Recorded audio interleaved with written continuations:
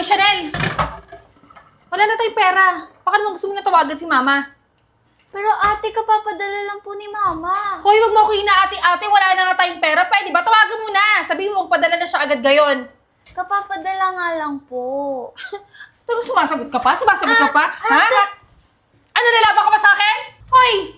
Wala kayong mang gagawin dito kundi tawagan lang yung nanay mo. Kaya pwede ba tawagan mo na bago ako mapikon sa'yo? Tawagan mo! Katiting... Mukhang lalaban ka pa, ah. Tawagan mo, bilisan mo. Hello? Mami? Oh, Chanel. Mami, kailangan po kasi ulit namin ng pera eh. 20,000. Di ba kakapadala ko lang? 20,000 po eh. 20,000? Opo. Eh, bakit? Bakit? Para saan yan? Sa school, marami kayong activity. Tatanga-tanga ka. Pang school po. Sa school? Projects po, opo. Ano ba yan? Kakapadala ko lang eh. Oh, sige, sige. Magpapadala uli ako. Babali na lang ako kay boss. Sige po, Mami. Thank you. Sabi mo, agad-agad. Padala ngayon. Ngayon na daw po kailangan. Oh, sige, sige. Ayos ba kayo dyan? Ayos kayo lang? Mami, may sasabihin. Ano yon? Kailangan ko na po yung pera. Oh, sige, sige, sige. Oh, makinig ka dyan kay Ate Kat mo, ha? Opo. Oh, sige, sige. Bye-bye. Love you. Bye-bye. Akin na nga. Ano? Magsusumbong ka pa dapat, ha? Magsusumbong ka? Ha? Pwede ba? Pwede ba? Itatak mo niya sa utak mo, ha? Nakatulong ka na lang dito. Tsaka yung mga labahin mo doon, dalian mo, tapusin mo na. Ha? Dalian mo. Kupad-kupad mo talaga! Oo nga. Ito nga yung kapatid ko na sinasabi ko sa'yo. Ako ba naman? Malamang. Kasabay ko ito lumaki eh. Kaya unang makakauna ka dito. Ano ba naman, bibigyan ba kita ng maluwag? Eh di malamang hindi. Oo nga, 30,000 na nga lang. Ang dami pang sinasabi. Oo nga, ang kulit mo naman. Huwag ka mag-alala. So, ganito nga ang plano ko. Mamaya, pagtapos na siya sa mga gawain niya, bibigyan ko ng pampatulog. Oo, malamang mamaya pumiglas pa eh. Goodbye 30,000 pa. Pag nakatulog na, tsaka ka pumunta. Kasi siguraduhin mo lang yung pera ko, ah. Dadagdagan mo yan.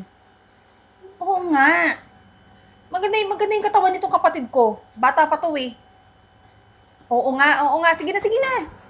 Kasi sinasabi ko sa'yo, ah. Huwag mo kukulangan yan. Pag nagkulang yan, ano mo na mangyayari? Oo, sige na. Sige na, babay na. Mamaya, ah. Bilisan mo.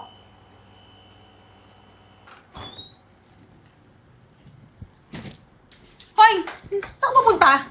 Ha? Bitawan mo ako! Bakit may dala kang bag? Aalis na ako! Ano aalis? Sino sabi aalis ka, ha? Wala kang karapatang umalis! Narinig kita, may kausap ka doon. Bebenta mo ako! Aba, dapat lang, hoy! Para namang mapagkakitaan kita. Ano silbi mo, ha? Ginagawa ko lahat ng utos mo! Aba, sumasagutin ba talaga? Hindi ka pwedeng umalis! Ay! Aray! Ano ba? Aray ko! Teka lang! Hoy! Hoy!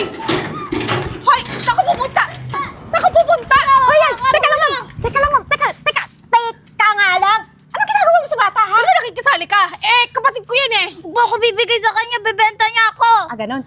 Hoy, kapatid mo? Tapos ganyan trato mo? Ang kapal naman ng mukha mo! Pwede ba? Ibalik mo na sa akin yung kapatid ko! Ayaw ng bata, ano? Babanatan kita ngayon, ano? Hoy, Chanel, ate mo ako, hindi mo kilala yan! Bebenta mo ako eh! Oh, tingnan mo. Ibibenta mo, kapatid mo, bakit?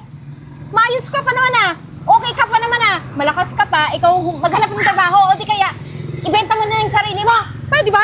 Pwede ba wag ka nakikisali? Alika rito, Chanel! Teka. Kailangan ko ng pera! Gusto mo sabunutan kita ngayon?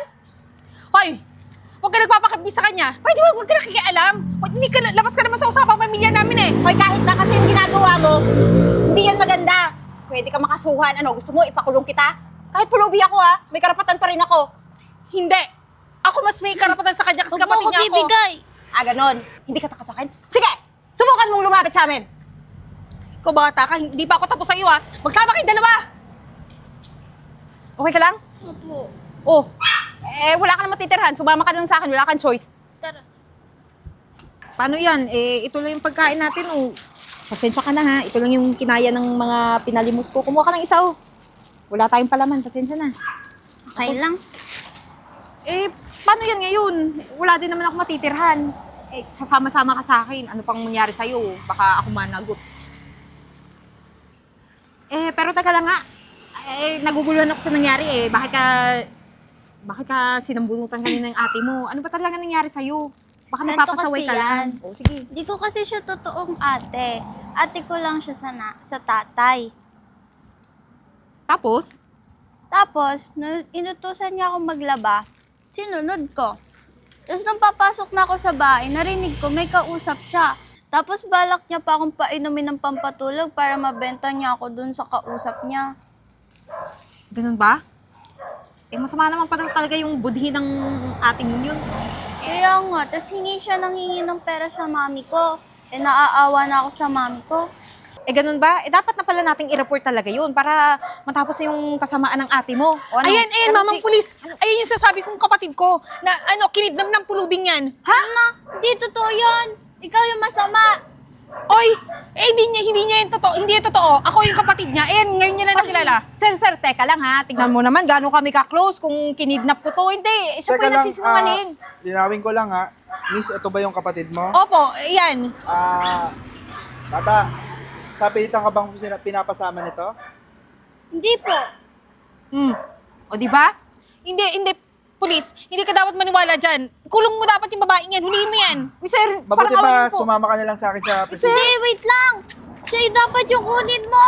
Sir, parang awan Dalihan niyo. mo lang, sumama ka na lang. Sir, para hindi matapos natin na. totooin. Maniwala kayo sa bata. Hindi naman to nagsisinungaling eh. Ate, tawagan mo na lang to.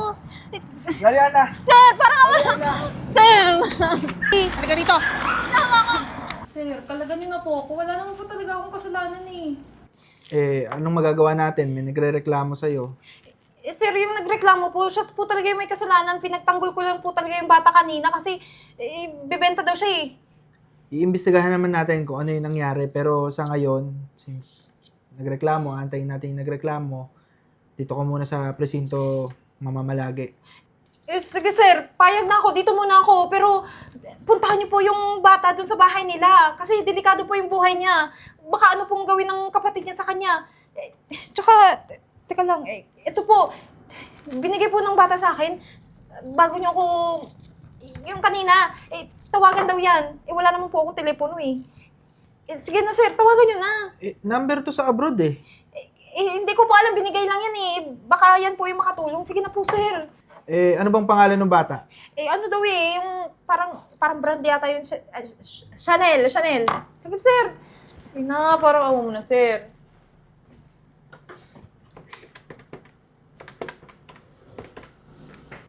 Magandang araw ho. Si Officer Kilatan po ito sa Maragondon Police Station. Yes po. Pasensya na po sa biglaang pagtawag. Bali tumatawag po ako dahil sa batang nagngangalang Chanel. Anak niyo po? Oho. Ngayon po kasi may hinuli akong pulube. Nirereklamo ng kapatid daw niya po. Nakinidnap daw po yung bata. Ganun po ba? O sige po, kung ganun po, kung uuwi rin naman po kayo, antayin ko na lang po kayo dito sa police station para mapag-usapan po natin. Sige po. Nanay pala yun ng bata. Antayin na lang natin dito. Sige po, sir. Maghihintay naman po ako eh. Kasi alam ko naman po wala akong kasalanan. Sir, tanggalin niyo na po to. Ang sakit na ng kamay ko. Hindi pwede. I-detain muna kita hanggat di natin alam kung ano yung totoong nangyari. Ha? Sige po. Ano ba naman yung suot mo? Di ba sabi ko, yung pang sexy ang susuotin mo? Sino maaakit sa damit mong yan? Para ka na matanda, mas mukha ka pang matanda sa akin. Kasi bata pa naman ako. Bawal pa ako ng gano'n, sabi ni Mami. Mami, wala nga dito yung mami mo, di ba? Makinig ka sa... Bad ka. Susumbong kita sa pulis. Pulis? Sino maniniwala sa'yo, ha? Sa ating dalawa, sino paniniwalaan? Malamang ako. Kaya pwede ba, sundin mo yung inuutos ko. Magpalit ka ng damit! Wala nga akong damit. Ano ka ba naman, darating na bibili sa'yo eh. Bilisan mo na. Baka mamaya Tinan mo, nandyan na. Andyan yung... Pasok! Walang hiya ka? Ay ka! Akala mo? Akala mo? Mami, Walang hiya ka? Kami sa likod. Teka lang, ba't mo naman ako inuhuli? Bakit hindi ka huhulihin? Kala mo hindi ko alam yung mga pinagagagawa mo? Bebenta mo yung anak ko? Ha? Kala mo hindi ko nalalaman na habang wala ako, ha? Minamaltrato mo yung bata? Ginawa ko lang naman yun kasi wala na akong pera. Aray! Kung tutuusin, ha? Hindi kita anak! Pero palibasa, anak ka ng asawa ko, ha? Ha? Ginawa ko ang lahat para iayos ka! Kasama yung anak ko! Tapos ganyan ang gagawin mo! Walang iya ka talaga! Kung di ka ba naman sana hindi ka nag-abroad para nababantayan mo yung anak mo. Tapos ngayon sa akin isisisi. Aray! Kapal na mukha mo! Hayop ka! Hayop ka! Ang kapal na mukha mo! Sobra ka na! Sobra ka! Eden, samahan mo na muna yung mag-ina doon. Ate Eden! Hoy! Ma'am, pasensya na ha. Hindi na po ako nakisali kanina eh. Mami, siya yung tumulong sa akin. Ay, ikaw ba? Opo, Oo, maraming salamat ha. wala po yun. Kung di gawa sa tulong mo, baka napariwara na tong anak ko. Kinabahan din po ako ma'am. Akala ko makukulong na ako ng tuluyan. Mabuti na lang, may binigay siyang papel ng number mo. Yung pagkatawag sa akin ng polis, nag-emergency leave agad ako. Siyempre, alalang-alala ako sa anak ko. Diyos ko, mabuti na lang. Salamat sa Diyos at ikaw naka-alalay sa kanya. Alam mo, ngayon ko na-realize, hindi na pala ako dapat mag-abroad. Aanin ko yung pera kung mapapariwara naman yung anak ko. Tapos yung bantay, akala ko ate niya. Palibas kasi anak lang yun ng asawa ko. Akala ko ate niya, tapos yung pala ganun ang gagawin. Maigi ka pa. Kahit hindi mo siya kadugo, may puso ka na tumulong sa anak ko. Opo ma'am, delikado kasi yung plano niya sa anak mo eh. Ibebenta daw. Oo nga eh. Pero ma'am, sana huwag ka nang bumalik sa abroad. Bantayan mo na lang yung anak mo. Oo, parang tingin ko magne-negosyo na lang ako dito. Hindi ko na iiwanan to, Diyos ko. Hindi ko mapapatawad sarili ko kapag may nangyari sa batang to. Magandang plano po yun ma'am. O sige ma'am, hindi na po ako magtatagal ha. Alis na po ako. Oh, teka muna. Bakit po? Di ba nasabi ko sa'yo magne-negosyo na lang ako? Baka kailangan kita. Mahirap pumanap ng mga taong mapapagkatiwalaan kagaya mo. Parang sa ngayon, magulo pa lang yung isip ko, no? Pero magtatayo ko ng negosyo. Gusto ko kasama ka. Oo nga ate, dito ka na lang sa amin. At sige po, yun naman po din yung gusto ng anak nyo. Alam mo, pag nagnegosyo tayo, sisipagan lang natin. Malay mo, yumaman din tayo. At saka magaling po ako sa sales talk. Madam, nangangalakal nga ako, binibenta ko din. Oh, di ba? Tama-tama. Wala ka bang tinutuluyan? Wala po ma'am eh. Oo, dito ka na, dito ka na. Kami lang mami dito. Mamaya, makapahinga lang tayo ng konti. Bibilang kita ng mga damit sa mall. Wala ka nang iintindihin. Basta, ire-ready ko lahat ng kailangan mo, okay? Salamat po ma'am ha. Oh, sige, sige. Itong aso nyo, ang kulit po. Isa yun sa alagaan mo dito. Sige po ma'am. Success ang opening. Ilang branch na yan, ha? Ang galing mo talaga. Salamat Sabi po sa'yo ha. na eh. Salamat din sa'yo.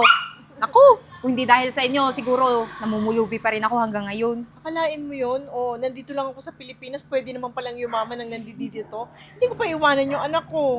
At saka tama po yung desisyon nyo. Kaya party pa rin tayo bukas. Ako, treat ko naman ulit. Yay! Hoy! Ang saya-saya nyo ah. Oo, masaya kami kasi nag-open na naman kami na bagong branch ng business namin ni Ma'am Gina. Ate, ba't ganyan suot mo? Nag-aantay ako ng customer ko. Bakit? Ay, talaga ba? Di nagkatotoo yung sinabi ko dati na ibenta mo na lang yung sarili mo para magkapera.